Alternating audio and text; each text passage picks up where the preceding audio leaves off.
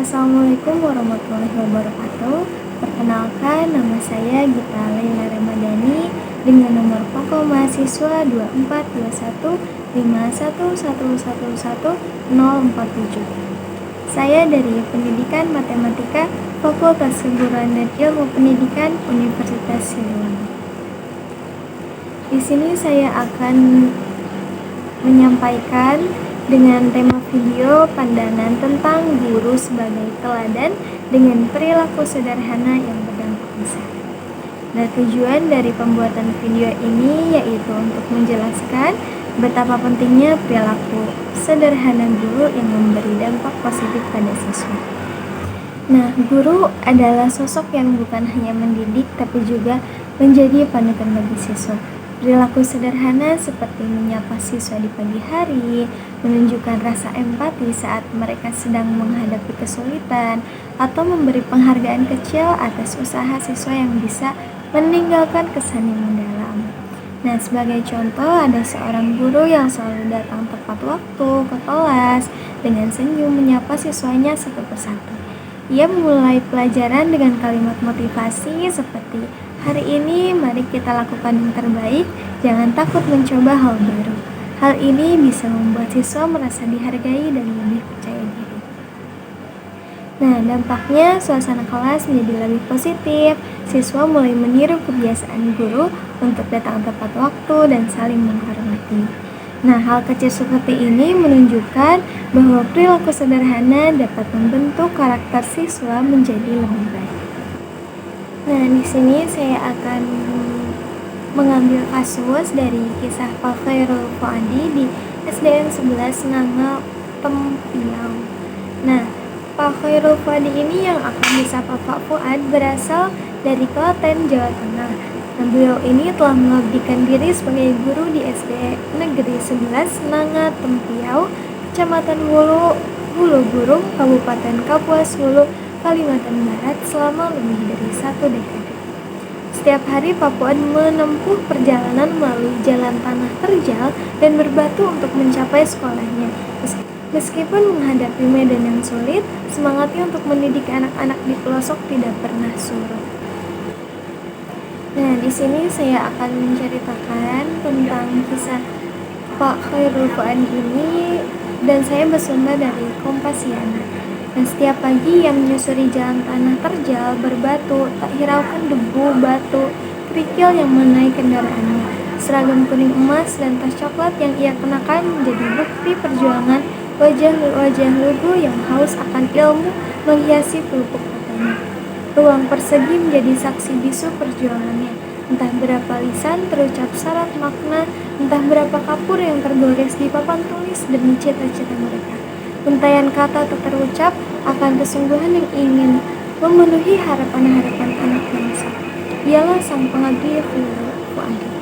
Khairul Fuadi yang dikenal Fuad berusia 57 tahun asal Klaten, Jawa Tengah, mengabdikan diri sebagai guru di SD Negeri 11 Nanga Tempiau, Kecamatan Hulu Burung, Kabupaten Kapuas Hulu, Kalimantan Barat. Sekitar kurang lebih 17 tahun ia mengabdi sebagai guru di sekolah tersebut. Perjuangannya sejak tahun 2006 hingga sekarang di sekolah ini tidaklah mudah. Suka maupun duka banyak ditemuinya. Perjalanan menuju sekolah yang membutuhkan perjuangan lebih sebab jalanan yang dilaluinya bukanlah aspal yang umumnya melainkan jalan tanah berbatu. Sebelum jadi guru, Fuad ini disarankan oleh abang kandungnya untuk menjadi tentara sebagaimana profesi abangnya tersebut. Tetapi keinginannya sebagai guru lebih ia utamakan karena ingin mengabdikan diri dengan berbagi ilmu dan mencerdaskan anak bangsa. Saya mengabdi untuk bangsa dan negara dan ingin ikut mencerdaskan anak bangsa, ujar Pak Fuad ketika diwawancara. Perjuangan awal menjadi guru di pelosok Kalimantan Barat bermula ketika ia mendaftarkan diri menjadi pegawai negeri dengan biaya seadanya. Kemudian lulus dan ditugaskan di SD Negeri 1 Nanga Tempiau. Kendati jauhnya jarak dari daerah asalnya, hal itu tidak menyurutkan semangatnya untuk mengajarkan ilmu-ilmu kepada anak-anak di pelosok tersebut. Hidup sebatang kara sebagai orang asing di kampung yang ia tinggali, dengan rumah dinas yang terbuat dari kayu, ditambah bahasa daerah yang masih sangat asing di telinganya, membutuhkan adaptasi lebih sebagai guru rantau. Di awal menjadi guru pegawai negeri, Pak Fuad ini hanya mendapatkan gaji seadanya dan pas-pasan untuk biaya hidupnya. Perjalanan dari rumah ke sekolah sekitar 30 menit, dan yang paling menyedihkan ketika turun hujan, ia harus tetap berangkat dengan motor sederhana miliknya melalui jalan yang licin, melewati sungai tanpa jembatan, dan terkadang pun menemukan binatang liar yang dapat membahayakan nyawanya. Beberapa kali ia pernah terjatuh sebab jalan tanah yang licin berbatu. Akan tetapi, hal tersebut tidak mengurungkan niat dan tekadnya untuk terus semangat demi mengajarkan ilmu kepada murid-muridnya. Keadaan bangunan sekolah masih sangat sederhana.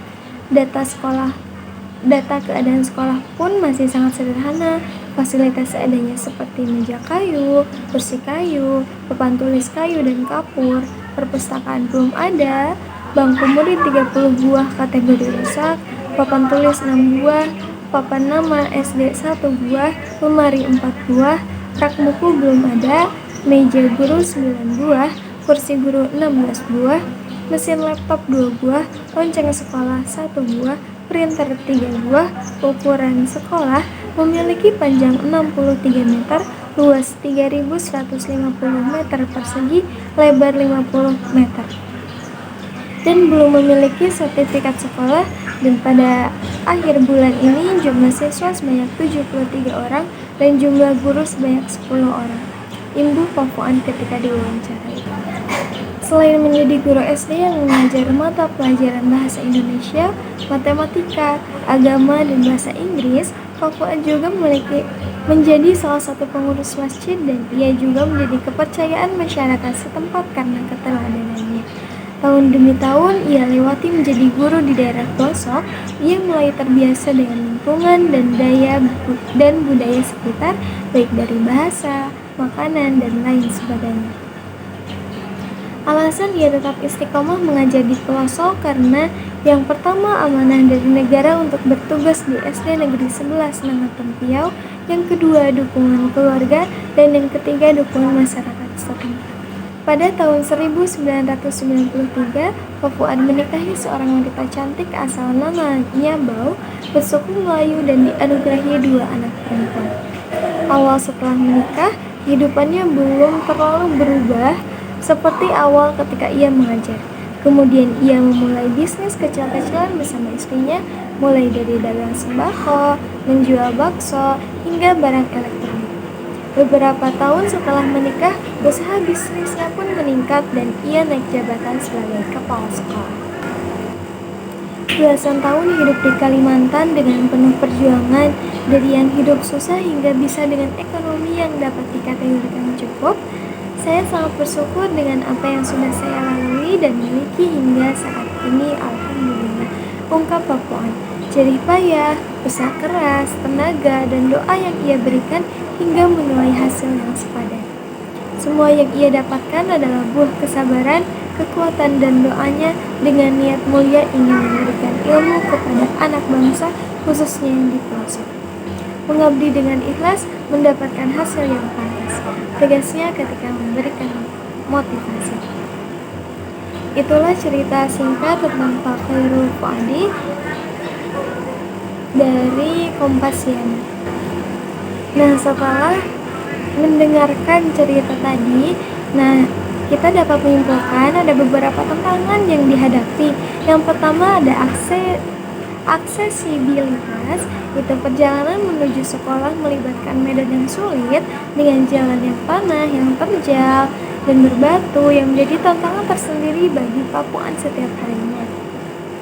Selanjutnya ada keterbatasan fasilitas, yaitu karena sekolah di daerah terpencil seringkali memiliki fasilitas yang minim, baik dari segi infrastruktur maupun sumber daya pendidikan.